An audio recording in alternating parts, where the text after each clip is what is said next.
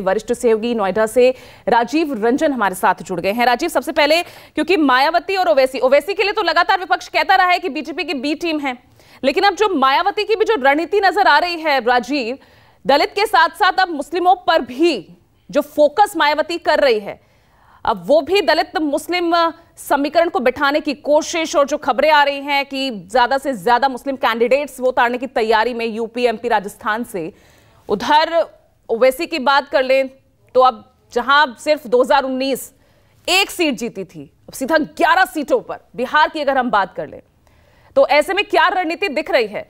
और मैं समझना इसलिए ये चाहूंगी क्योंकि अगर ओवैसी की हम राजनीति और रणनीति की बात करते हैं राजीव, तो इन 11 सीटों में से 10 तो एनडीए के हवाले है, एनडीए का कब्जा है। तो इस बार नुकसान किसको पहुंच रहा है, इंडी गठबंधन या एनडीए? कैसे बी टीम इस बार अपने आप को डिफेंड करते नजर आएंगे, ओवैसी हो या मायावती हो?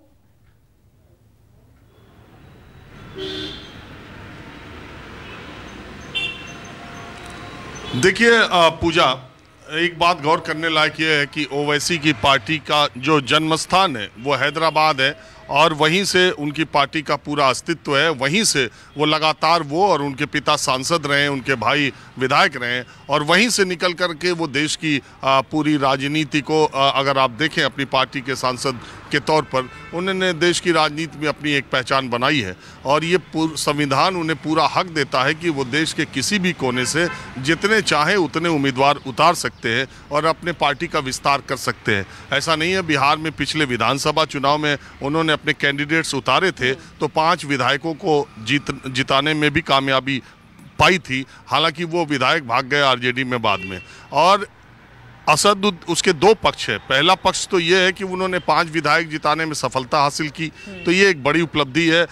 हैदराबाद की पार्टी, हैदराबाद का नेता आकर अगर बिहार में 5 सीटें जीतता है। दूसरी बात यह है कि अपने 25 उम्मीदवार उतार के उन्होंने आरजेडी को सत्ता में आने से रोकने में बहुत महत्वपूर्ण भूमिका निभाई। अगर ओवैसी नहीं होते और उन 25 सीटों पर उनके कैंडिडेट्स नहीं होते तो शायद आरजेडी की जो टैली है वो आगे बढ़ती।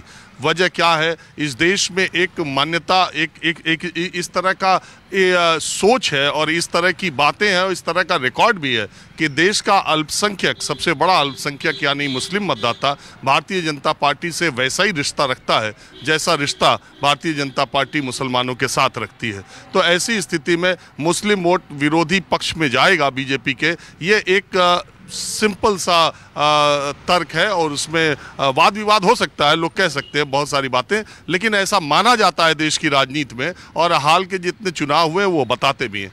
तो अब बात यह है कि जो ओवैसी अपने हैदराबाद में 9 सीटों पर विधानसभा चुनाव लड़ते हैं, वो बिहार की 11 लोकसभा सीटों पर चुनाव लड़ेंगे, और वो सारे मुस्लिम बहुल इलाके हो, चाहे दरभंगा हो, चाहे किशनगंज हो, चाहे अररिया हो। देखिए, बंगाल से सटा और आसाम से सटा जो बिहार का इलाका है, वहाँ मुस्लिम पॉपुलेशन अच्छी खासी संख्या में है।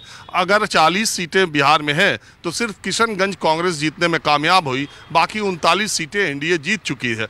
तो अब अगर ओवैसी इन 11 सीटों पर अपने उम्मीदवार उतारते हैं तो निश्चित तौर पर विरोधी खेमे का जो वोट है उसमें बंटवारा होगा। ओवैसी सीट जीतेंगे कि नहीं जीतेंगे ये मैं नहीं कह सकता, जीत भी सकते हैं, लेकिन ये जो देश में 2 ध्रुवीय राजनीति हो रही है, एक तरफ नरेंद्र मोदी, दूसरी तरफ दूसरी शक्तियां हैं। मैं बार बार कहता हूं कि 2024 का चुनाव सिर्फ इसी बात पर होना है कि प्रधानमंत्री मोदी को तीसरी बार लाने वालों की संख्या अधिक है कि प्रधानमंत्री मोदी को रोकने वालों की संख्या अधिक है।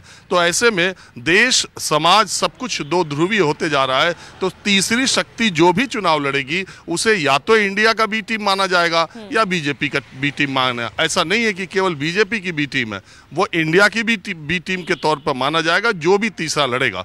तो ये तो ओवैसी की बात हुई कि जहां वो 9 विधानसभा लड़ रहे अपने राज्य में, और उसमें उतनी ही सीटें पा रहे जितनी 2018 में पाए, लेकिन वो बिहार में सबसे पहले 11 सीटों का अनाउंसमेंट करते हैं तो सवाल उन पर खड़े किए जाएंगे। जहां तक मायावती की बात है, मायावती ने भी अकेले लड़ने का ऐलान किया है, लेकिन इंटरेस्टिंग बात यह है कि उन्होंने अभी जो 5 उनके उम्मीदवारों के नाम आ रहे हैं उसमें 4 मुस्लिम बहुल इलाकों के और मुस्लिम कैंडिडेट्स के नाम आ रहे हैं। इसका मतलब है कि बीजेपी के विरोध में जो वोट माने जाते हैं उसमें सेंधमारी करने की मायावती ने तैयारी की है और ये आरोप उन पर लगते रहे। बीजेपी का जो बीएसपी का जो विधानसभा का चुनाव में जो उनका रिकॉर्ड रहा और जिस तरीके के कैंडिडेट्स उन्होंने ऐन समय में बदले, तो बहुत सारे विरोधी उनसे कहते हैं कि उनकी वजह से बीजेपी को मदद मिली है। तो अभी भी ये बात कही जाएगी, लेकिन मत भूलिए कि बीएसपी उत्तर प्रदेश की एक बहुत मजबूत ताकत है और अगर दलित मुस्लिम गठजोड़ जो कि बहुत नेचुरल सा है तो अगर वो काम करता है, अभी जो स्थानीय निकाय के चुनाव हुए हैं उसमें बीएसपी ने इसी गठबंधन इसी गठजोड़ से बहुत अच्छा प्रदर्शन भी किया है। बिल्कुल, और ऐसे में बहुत ही इंटरेस्टिंग हो जाता है कि अब आखिर वो है किसकी बी टीम, ये सवाल उठता है।